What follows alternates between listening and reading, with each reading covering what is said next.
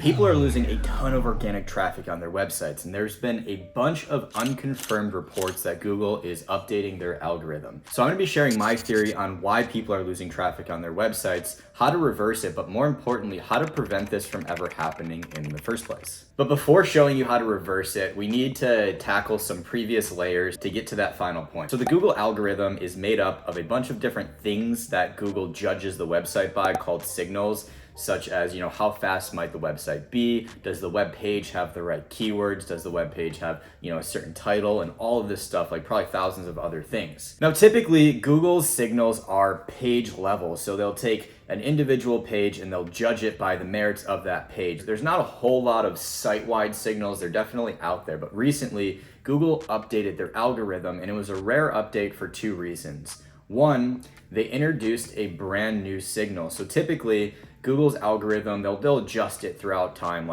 all the time basically. They're tweaking it a little bit here and there. And so one month they might say, it's really important for the website to be fast. And then a couple months go by and they say, we're gonna actually tone down how much importance we give to the speed of the website, and we're gonna place more importance on the keywords, for example. So they're always adjusting the weights of how each little signal will impact the rank of the website. And so it's not too often that they introduce new signals, but recently in August of 2022, I know it sounds like a while ago, this video is coming out in August of 2023, so a year later, but I'm gonna show you why this is my theory. They introduced a brand new signal. So this signal was rare in two ways. One, it's brand new. They don't release new signals too often. And secondly, it was a site-wide signal. So instead of saying we're gonna judge each web page by its own merits, Google's saying if enough of your web pages and our overall view of the website hits this certain threshold, then we are going to classify the entire site a certain way. And so the update I'm talking about is the helpful content update. So Google always has had the mission to make sure that the best content is ranking number one. The content that's gonna satisfy the visitor's search the best. So you don't want to have somebody going to one post, them not getting enough, going to another post, or them delivering the wrong thing altogether. Google wants to display the best content, but their abilities to display the best content haven't always been the best. And so they've relied on other things that they might think are good indicators that the content's really good. For example, does the website or web page have a lot of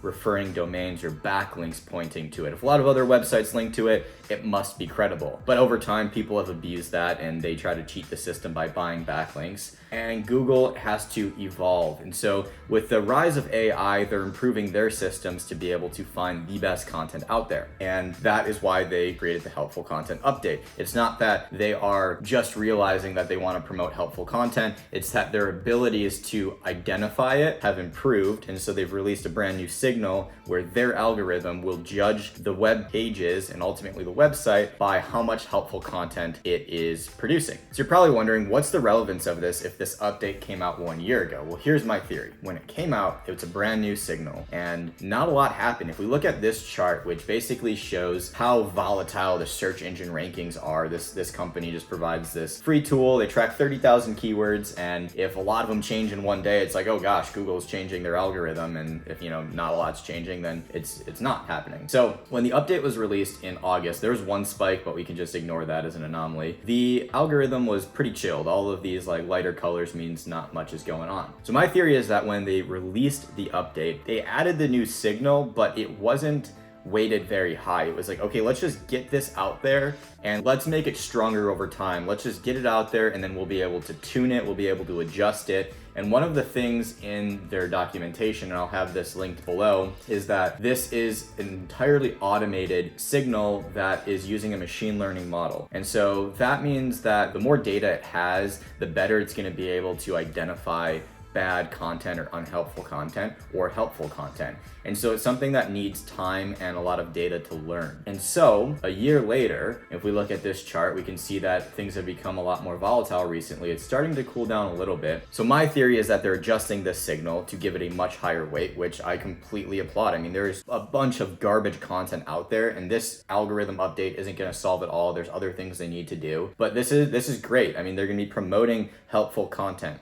So that brings us to the final 2 points: how to reverse it and how to prevent it. So if you found yourself in a situation where your traffic is steadily declining, or even just overnight it's tanked, then you need to consider what the site is doing wrong. 100% of the time, Google's intentions are to reward the best content. Sometimes the websites that are doing everything right aren't promoted in these, they don't gain the benefit from these algorithm updates. They're just kind of like collateral damage, and sometimes they bounce back in the future. However, if your site is tanking, I think that is a strong indication that there is something wrong with the site in the eyes of Google. There has been some sort of violation of policy, or your content is just not good.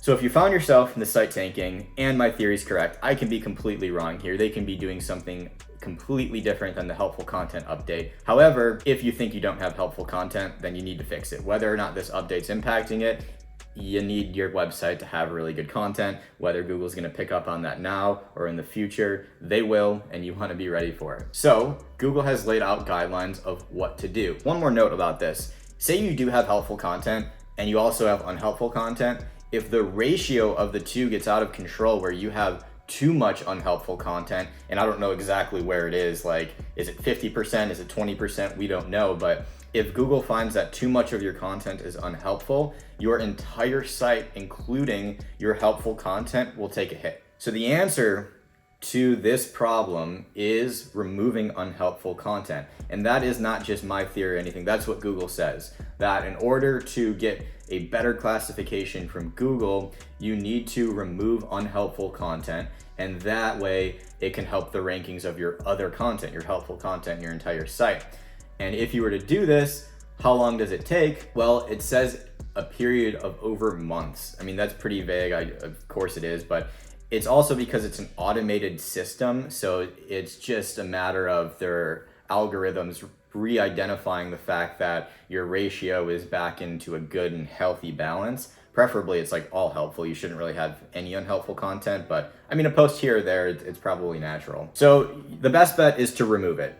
Make it go away for it. I mean, maybe if you have a different page to redirect it to, you can do that, but get rid of the content altogether. Now, you can no index the content, because Google only cares about content that you're asking to put in the Google index. And this is confirmed by John here saying no index is fine.